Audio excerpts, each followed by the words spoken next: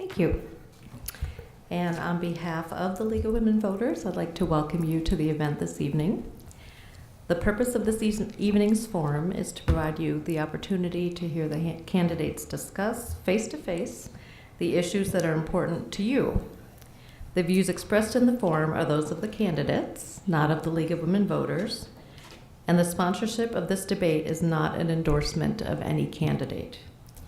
The League of Women Voters does not support or oppose any candidates or political parties, and all viable candidates have been invited. I'm going to probably restate some of the rules, but just so you're clear, each candidate will be allowed an opening statement with a maximum of 2 minutes to state your experience, platform, and objectives. A 15-second warning will be given before the total time has elapsed. And then if you could finish your sentence quickly when you see the stop sign, and if you go on much longer, I will interrupt you. Just to be fair to everyone, that everyone has equal time. Opening statements will be given in alphabetical order, and then I'll be asking questions in rotating order, but I'll make sure to call on you. I'm going to use first names this evening just so I don't butcher anyone's name.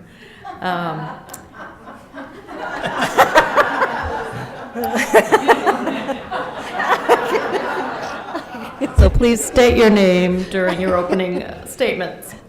And then you'll have 1 minute for the answers and then a 2-minute closing statement. No reference of a personal nature will be tolerated.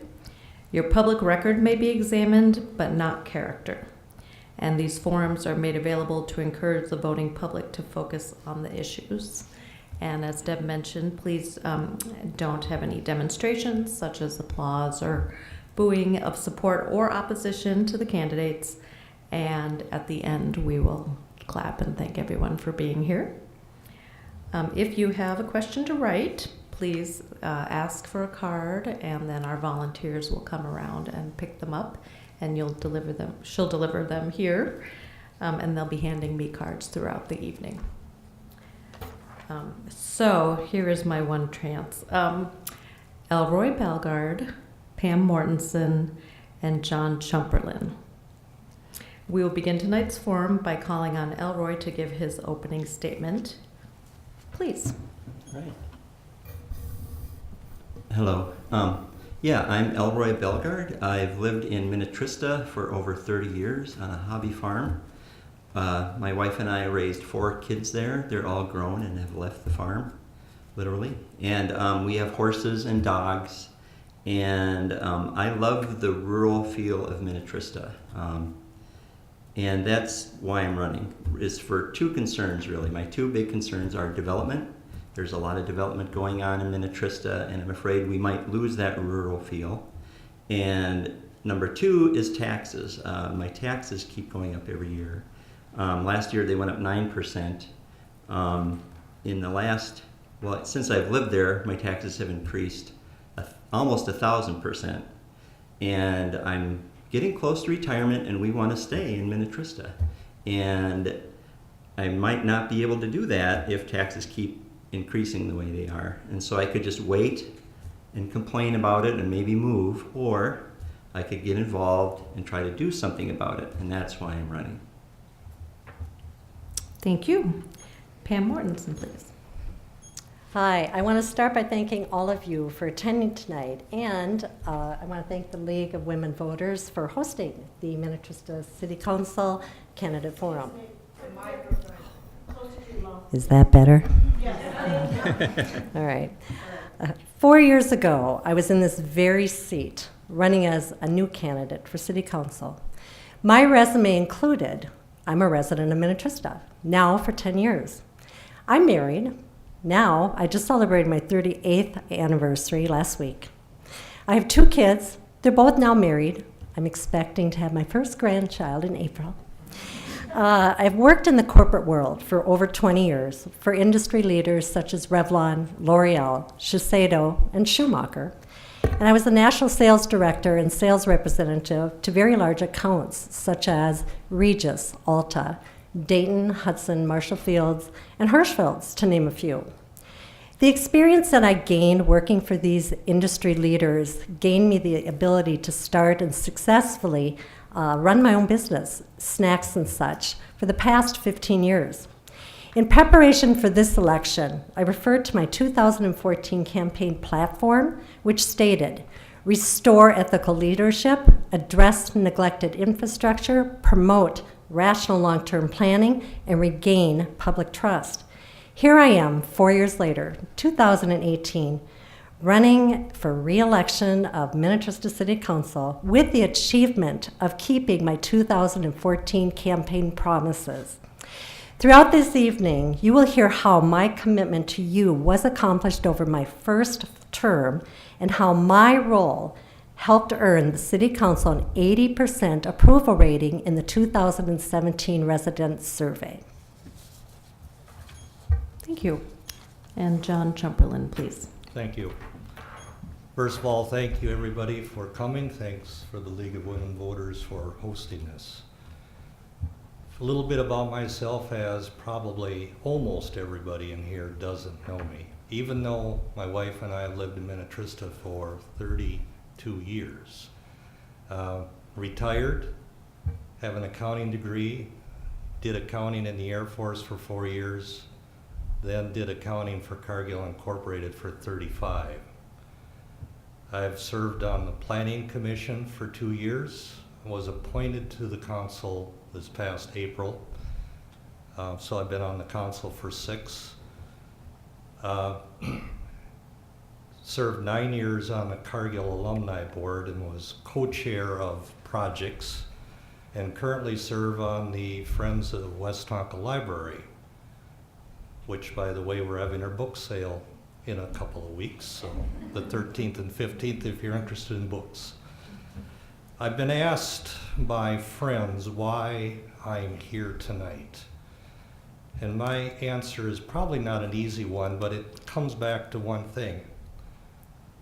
When there's a lot of people who would like to run, but we all have a very busy schedule. I'm retired, but do a lot of volunteering, so I have other things. But after serving on the Planning Commission, I realized I could have a bigger voice, and my voice is, I feel the city has come a long way in the last 4 years.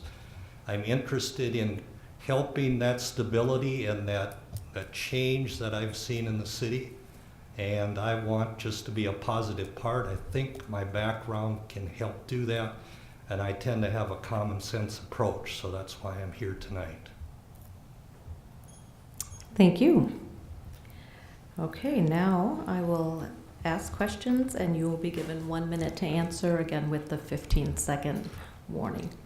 And the first question is going to Pam first, and you alluded to this in your remarks. The city conducted a survey last fall when asked about the council's performance. They received an overall 80% approval rating. To what do you attribute that high approval rating, and what will you do to maintain the high approval rating?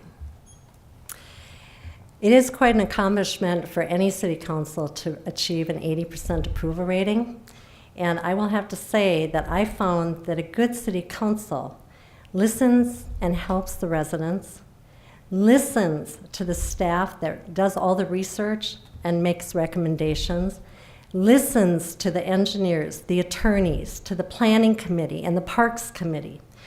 We are open-minded, we consider options, we respect all opinions, and we come to the city council meetings prepared and informed, and we make decisions with putting all of that together that helps us to make the best decision for the entire city of Minnetrista. Thank you. And then John, if you would be the second to answer, please. I think the 80% came from also another reason. The timing of it after some situations that had existed 3 or 4 years before that. I think a large group of the population had lost some confidence in the city and the way operations were handled and in the council. And I think just the change that's taken place in the last 4 years has restored confidence, and I think that's the main reason why there was the 80% approval. Okay, and Elroy, please. Yeah, so 80%, yeah, that's great. But also part of that same survey, the number one concern amongst the city of the members of the people that live in Minnetrista was development. And so that's my concern too. There's just been a lot of development lately. I used to go to church in Maple Grove, at Open Door in Maple Grove, and I would take the back roads through the farm country, beautiful farm country up there. And in 2 years, I saw that turn from beautiful farm country to tract housing, and it's like urban sprawl. And nothing against Maple Grove. If you want to live in Maple Grove, that's perfect. But I chose to live in Minnetrista, but it seems like Maple Grove is coming to Minnetrista. Thank you. Mm-hmm. And our second question. The City Council recently approved the city's 2040 comprehensive plan. How will this affect Minnetrista residents? And the first one to answer here will be Pam, please. Oh, again. Okay. Got me off guard. Okay, the comprehensive plan. Actually, this kind of ties into vision. And my vision of Minnetrista is to have the balanced growth. And that's achieved by long-term proactive planning. And it's focusing on maintaining the character, the open spaces, and the charm that we all love. You know what? That isn't just my vision, because that is exactly what's in the 2040 Comprehensive Plan. And how do I know that? Is because I was on the steering committee for the last 2 years. The steering committee also involved 8 other volunteer residents throughout the community. It's a 2-year-long process, and it's done once in every 10 years. It's a proactive plan that sets goals, objectives, guides decisions, and policies for the future. And I'm happy to say that the steering committee this time did not change the MUSA whatsoever that was set up 10 years ago. Thank you. And you're all so quick that I'm waiting for the stuff. Oh. Elroy, please. Well, so I don't know what's in the 2040 plan, but I'm guessing that it includes, just higher density, and that's great if you're keeping the rural areas rural. But I'm just concerned, and that's where I want to be involved, that it doesn't get out of hand and we turn into Maple Grove. Nothing against Maple Grove, again. So, John. Well, I was not on the steering committee. As being a member of the planning commission at that time, I have reviewed it. It's close to being in its final approval stage. As Ms. Mortensen mentioned, there is no change in the density from MUSA from the 2010 to the 2020 comp plan, which, again, part of the reason that my wife and I moved out here is the green spaces and the open area and the small town feel, which was rated very high in the survey as well. So I was very pleased to see that the density is not changing for the foreseeable future. We already have so many projects going on or developments, there won't be any need for any new ones starting up here in the foreseeable future. Thank you. So, if elected, what are your specific priorities for the next 4 years? And this time we'll start with John. My priority is predominantly 2. Fiscal responsibility with an accounting background, growing up in a rural area, small dairy farm. We didn't have a lot of money to throw around, and now that I'm retired, tending to live on a limited, not a limited income, but a set income. So it would be fiscal responsibility, and it would be roads. Roads have been somewhat ignored over time. Just in the past year or 2, the city has, with council's aid, has developed a 5-year plan on roads. That tends to impact our second biggest expense for most people, cars and trucks.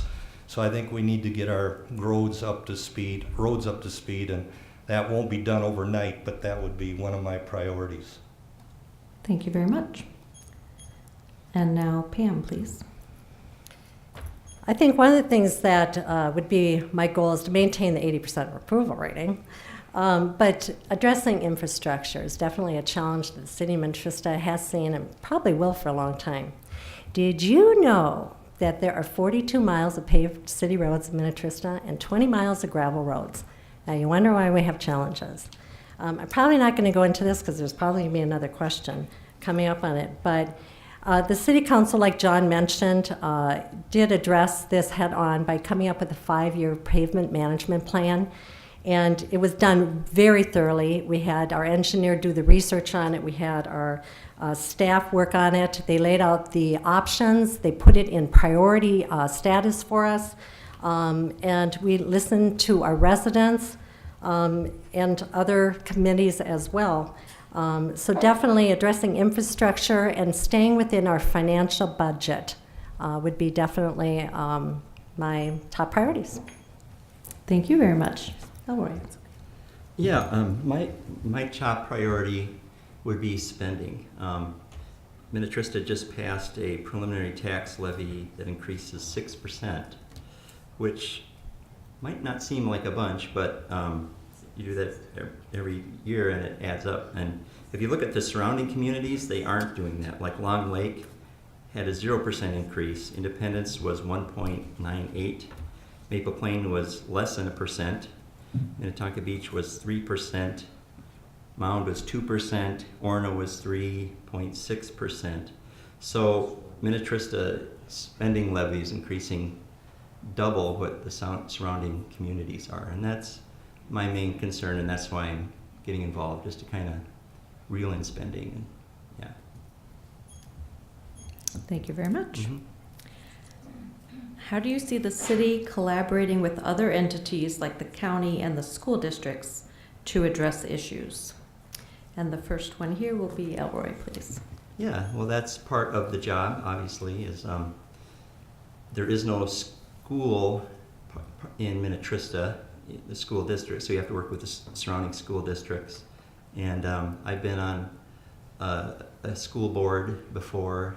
We homeschooled, so my daughter was a teacher, my mom was a teacher, so I'm very familiar with dealing with school boards. With the county, I'm on Senate District 33's executive board, so anyway, I'm used to dealing with other entities like that. Thank you. Yeah. And now John, please. Could you repeat the question, please? Yes. How do you see the city collaborating with other entities like the county and the school districts to address issues? I think that's just a normal part of the process. If you're, for instance, the Sunnyfield Road in front of the Westonka is probably going to be done. And so to do that, you obviously need to work with the school district to be sure that the timing of it, one, it's in their budget, and two, the timing of it is done at such a time that there's not the disruption in any school activities. So I think that's just part of what the city does if they have to interact with any other agency, such as even the water districts or the watersheds.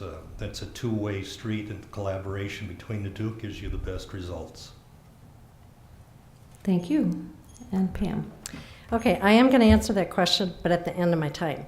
I'd like to go back to talking about something that Elroy brought up, because I think there's a little confusion. I understand it because Elroy has not been part of the process.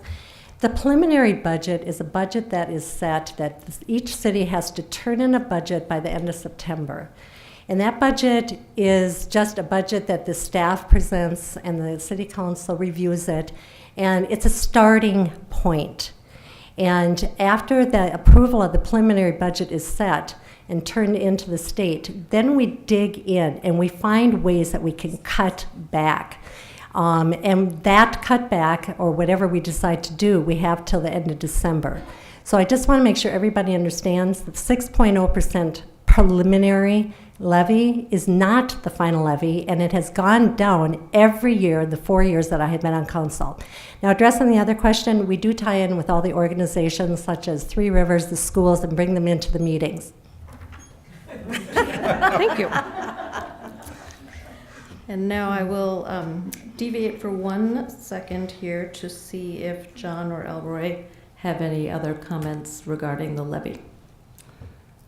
Yeah, so, yeah, that's right. It's just a preliminary, but still, the other surrounding communities' preliminary levy is way low, and so I would just make sure that if I was on the board, I would get that as close to zero as possible.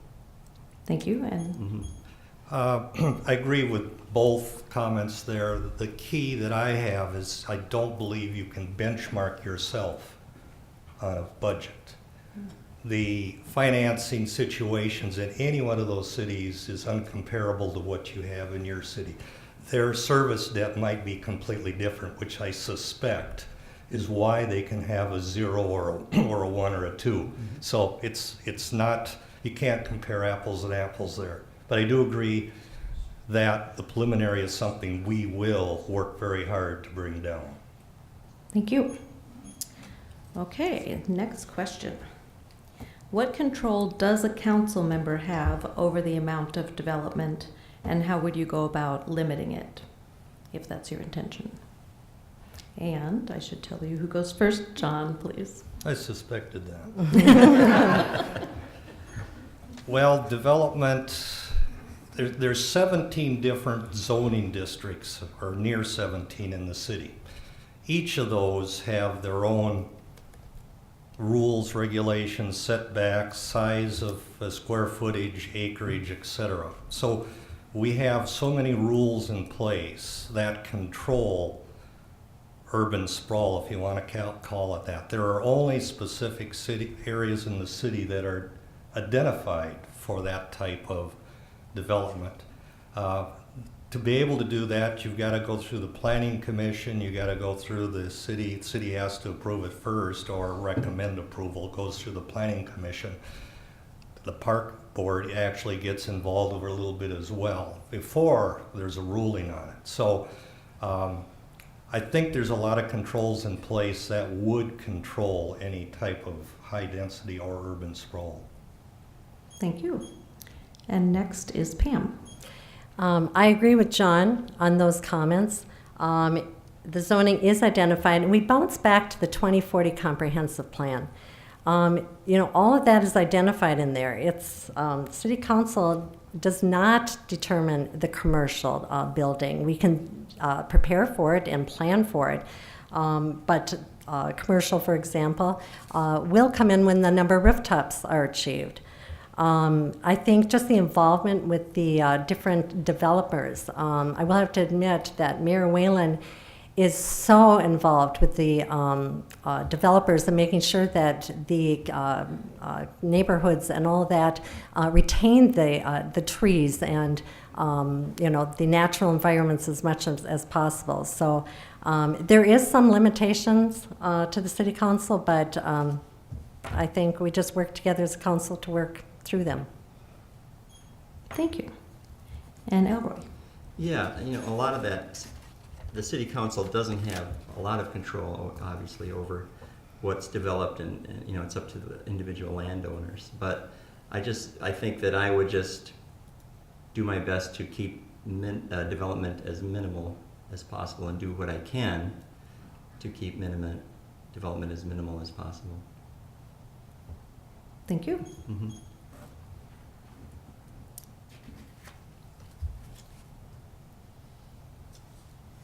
Can you please give examples of how you have been able to work productively with those who do not share your opinions? And Pam is the first one on this. Well, I've always worked in corporations, and we work in a team environment. I think it's important that, and I mentioned this earlier, I think listening to all opinions. Everybody has their own opinion, and they have the right to their own opinion, even though they don't agree with you or you don't agree with them.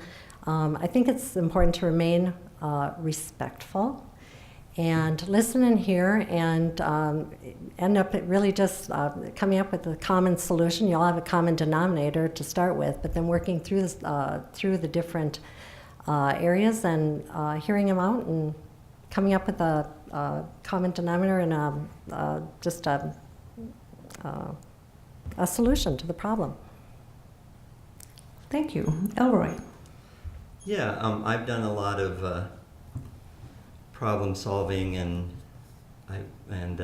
being on boards and stuff like that. And you know, if there's disagreement, consensus would be a unanimous vote where all 4 city council people are voting the same way, and that would be great. But that doesn't always happen. But I think on the city council, I don't know if that's necessarily the goal. It is at work. You're part of a team. You have a common goal. But on the city council, my goal is not to always have a unanimous vote. It would be to represent the constituents. In this case, it would be property owners. So I'd represent them more than, the goal is to represent them, not to have a consensus. Thank you. John? And maybe a little bit different approach. I didn't work in a company or have a job necessarily as an accountant where that type of expertise was necessary, but in my many years of life, I lead volunteer events. As a lead, that doesn't mean I take people by the nose and lead them to the spot and then tell them what to do. It is a collaborative thing because it is, quote, volunteer. So you want to get a positive approach to everybody, and again, it's done by listening and maybe adapting your ideas to make it work. A long time ago, I did a lot of sports teams where I was manager and or coach, and so there was always some give and take there. And on the positive side, I've been married for 43 years. Those of you that are married knows there's a lot of give and take in that time period. So, Thank you. And this plays a little bit into the next question. If you could tell us about your accomplishments, personal or professional, in the past 4 to 5 years, what are you most proud of and why? And the first one will be Elroy. Yeah, well, I'm a graphic designer by trade, so my accomplishments are probably my design. So I've designed Lucky Charms, the Lucky Charms cereal box, Trick cereal box, Twinkies, Ding Dongs, and Ho-Hos are my designs. So I'm very proud of those. So, yeah. Thank you. Yeah. And John, please. the last 4 to 5 years, accomplishments probably are centered on the city. It was interviewing and being appointed to the Planning Commission 2+ years ago, which was a learning experience.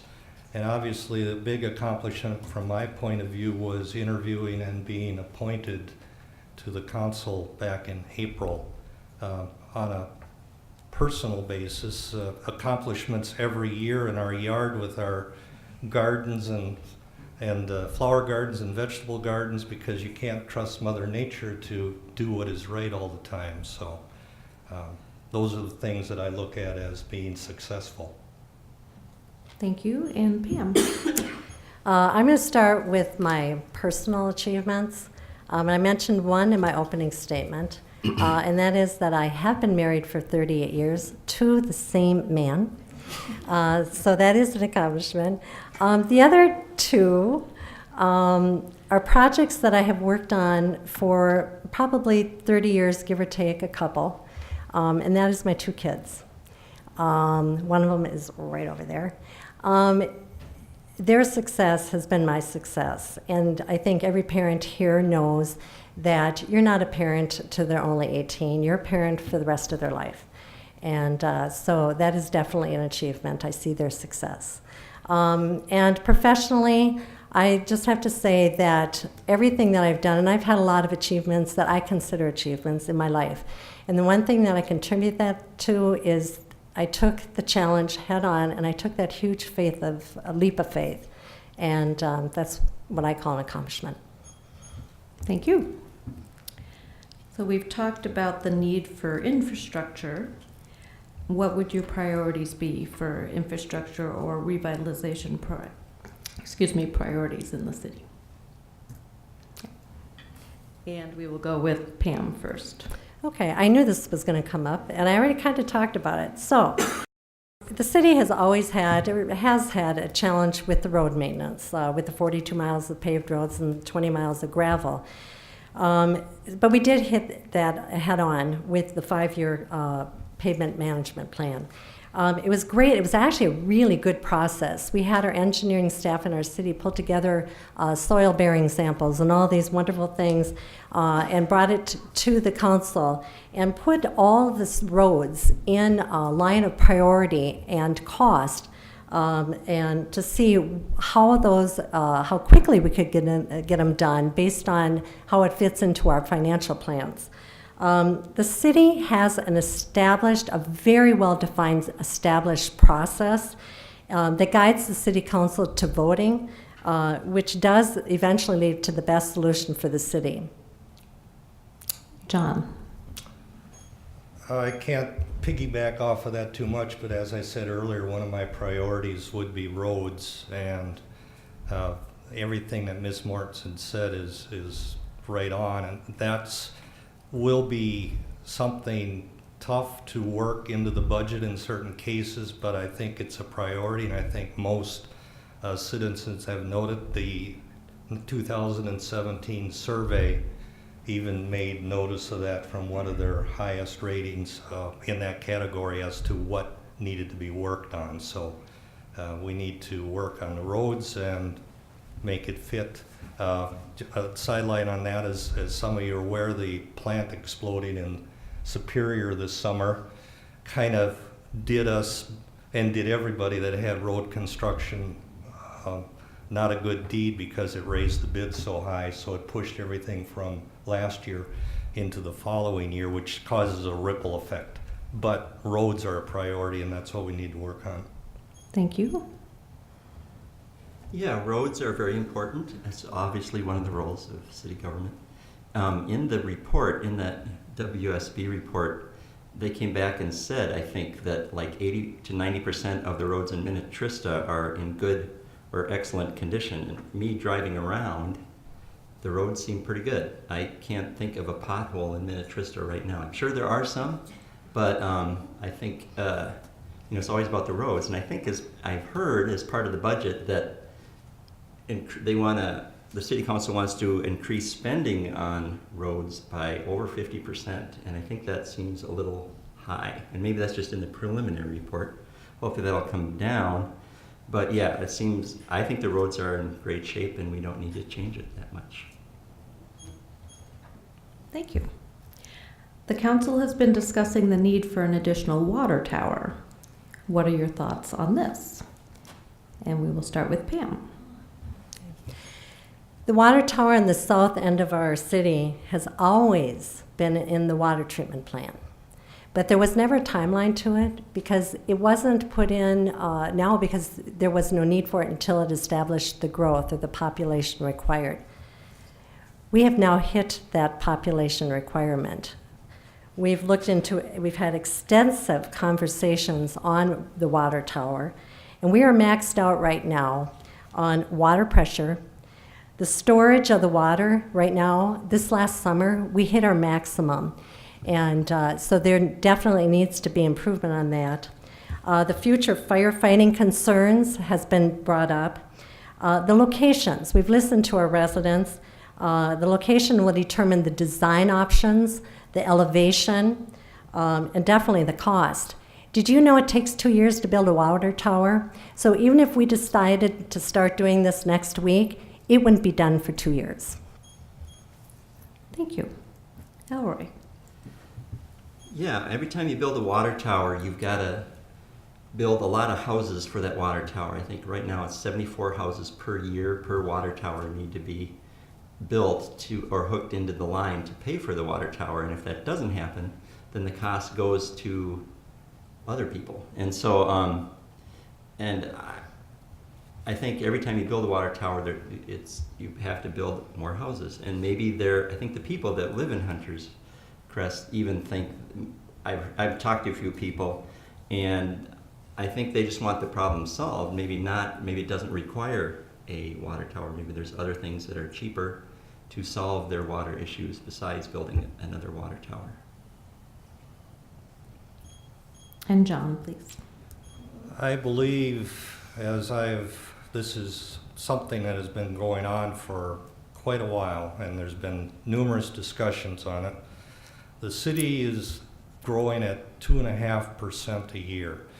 And I believe, based on statistics that I've seen and have been presented and listening to the fire chief from St. Bonnie and Mound as to the flow rates that are required, given the time it takes to put a new water tower or tank in place, we are fast approaching the deadline to get that done. Woodland Cove has the capability of putting 1,000 houses in. Hunter's Crest, we just approved a 7th edition phase on that, and that's another 31.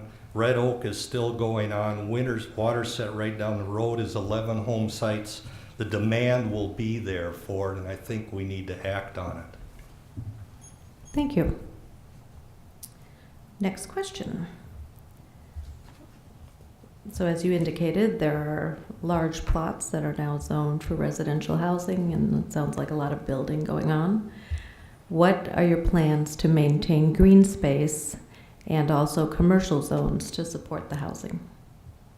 And the first is John. Well, the commercial area that has been zoned exists on a thin corridor along Highway 7. I don't see that in the foreseeable future as developing because there's just not enough people to draw business in there, even for a strip mall. The growth, even in the large growth like Woodland Cove, they have their own park that they've built in. And green spaces such as the trails, the Three River Park trails, the loose line which runs across the northern border, those things obviously aren't impacted. The city already has 13 owned parks that we have equipment in that we have to keep upgraded. Based on development, I don't see as green spaces being impacted for a foreseeable future. Thank you. And now the second one goes to Pam, please. And it all goes back again to the 2040 Comprehensive Plan. All of these, MUSA has not been changed, which is refreshing to know that our green space, all of that will remain the same as it has for the last 10 years. But with the commercial, John did say this correctly. The steering committee did keep the commercial zoning on the Highway 7 corridor where it makes sense to have commercial. It was unanimous that the steering committee did not want a box store such as a Home Depot or a Walmart or anything like that. We talked about things that really spoke to Minnetrista, a small little grocery store type thing. The little buddy bar barbecue that just came in, that speaks so much about Minnetrista. Those are the types of things that I see commercial-wise hitting in that corridor and within the comp plan. Thank you. And Elroy. Yeah, I think we have enough green spaces. There's a lot of parks. I live right next to a Three Rivers Park, the Kingswood one, and I hike there a lot. But yeah, we have Gale Woods, and so I don't think we need to put aside more parks or green spaces because that costs money and maintenance, and yeah, so I think it's fine the way it is right now. Thank you. Mm-hmm. Being on the council will involve a lot of time. How will you prioritize to be able to give the time needed for city business given your other activities? And the first one for this is Elroy, please. Yeah, well now the kids are gone, and I don't ride horses anymore because I've fallen off too many times. But so I do have a lot of time on my hands, and at my job I have flexible hours. So if I need to leave early, I just come in early, and so I have a lot of time on my hands. And John? Thank you. Having served on the Planning Commission for 2+ years and now 6 months on the council, I've found that I'm able to handle it quite easily. It may eliminate some afternoons on a weekend as we get our packets on a Friday for the council, and it can be anywhere from 60 pages of data to read through to 200 pages of data to read through.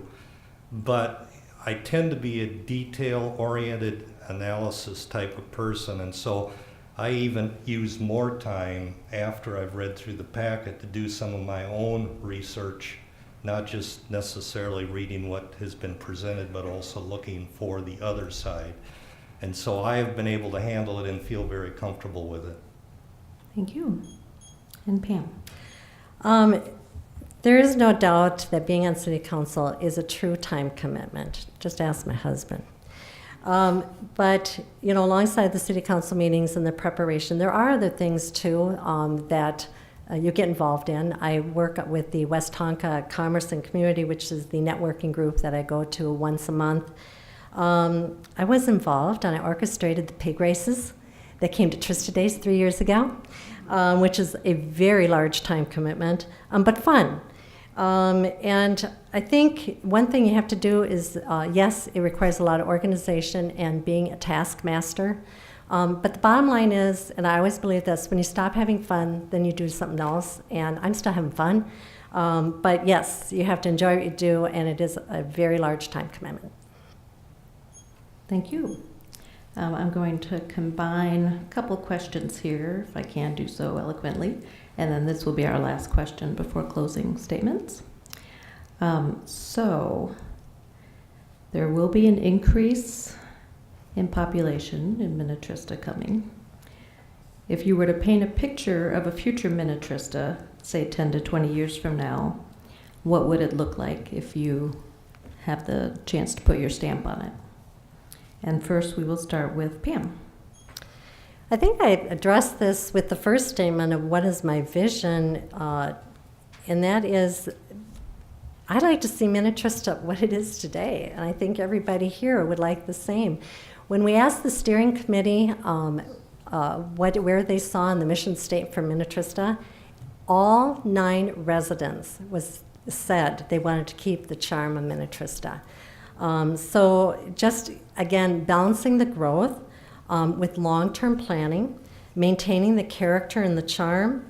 I think just those visions and keeping Minnetrista the way it is and keeping it a well-kept secret. Thank you. And now Elroy. Yeah, I agree. I love the rural landscape, and I hope that in 20 years my little hobby farm looks exactly the same as it does now, except for the lawn is mowed and the house is painted. But so yeah, I agree that people love it the way it is, so let's don't change it. It's just that I am seeing a lot of changes. I'm seeing a lot of development popping up all over in water towers and things like that. And John. I think we all have the same vision of why we moved out here. And I moved here in 1986. At that time, the population was around 4,600, and I believe now it's around 7,400. So in 32 years, it's a 60% increase in population. This past year, the city grew by 2.5%, and based on the housing going on in these developments, I project that it's going to continue at that for a short time.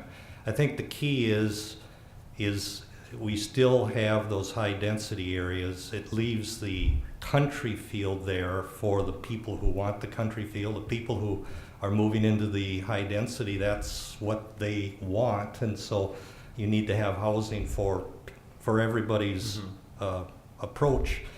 The key to me will be the sustainability of being able to continue to have that growth and still supply the infrastructure and the needs, the safety, the public works, all those things. But I think that's the vision. It'll continue to grow. Thank you. Thank you.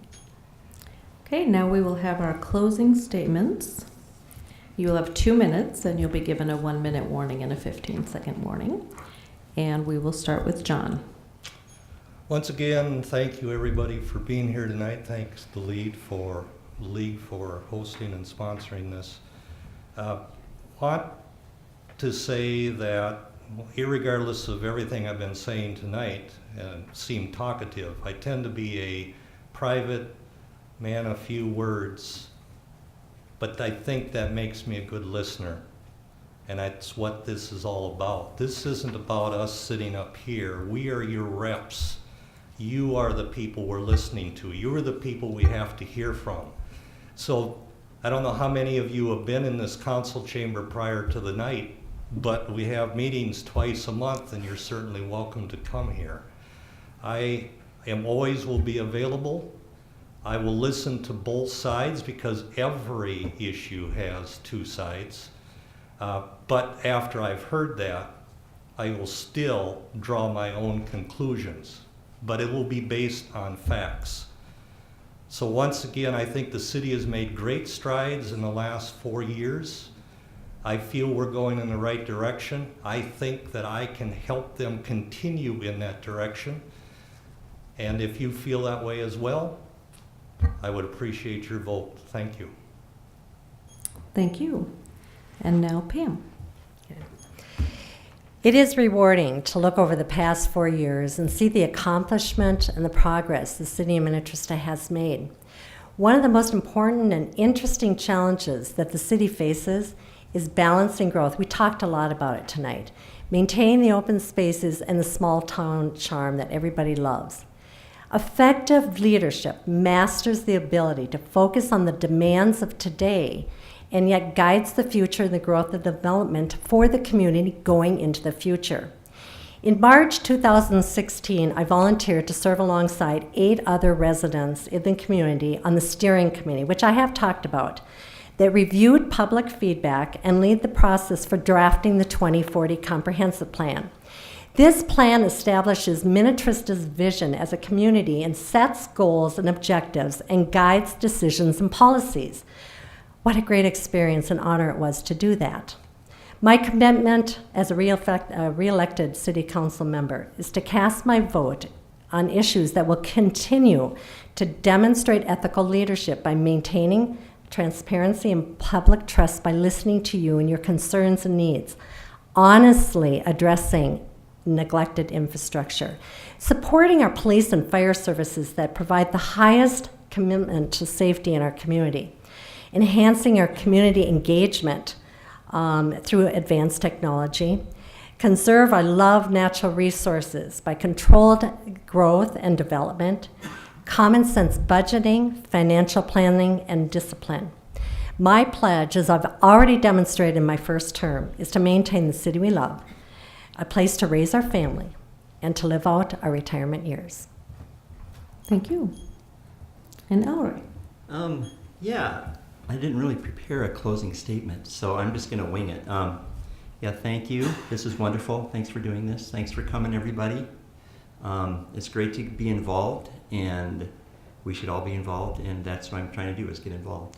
And yes, Minnetrista is doing great, but I think there are some issues, the spending being one.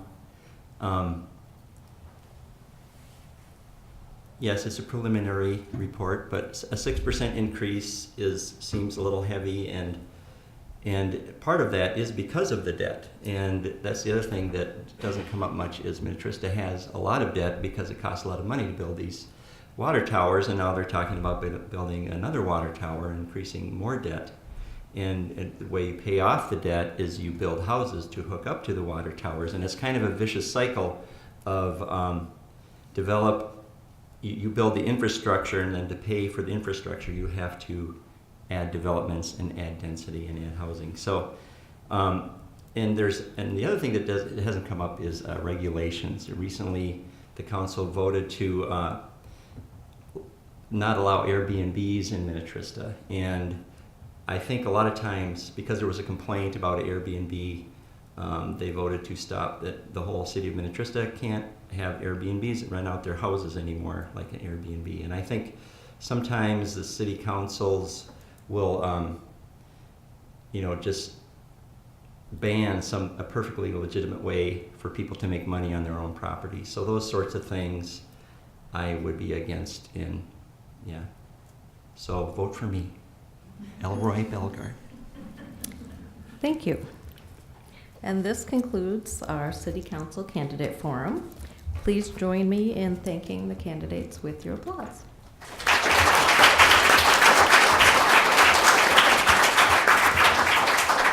Thank you, the audience, as well as the candidates for being here at this recorded program. Please check the City of Minnetrista website for the replay, and I'm sure the candidates will make themselves available to you in the lobby so you can ask further questions and talk with them. Thank you to the Voter Service Committee for organizing the event, and the League of Women Voters Wayzata Plymouth members, and Katrin from West Tonka for helping with this event. Thank you to the City of Minnetrista for allowing us the use of the chambers, and they also paid for the videotaping of the forum. And so we want to thank Island Media for recording the forum. A recording of this forum will be available to view in the next few days on the League of Women Voters Wayzata Plymouth area Facebook page, Twitter page, and the League website, which is kind of funny, lwv.weebly.com. So please remember to vote on Tuesday, November 6th from 7 to 8 p.m. And now we should be off the air.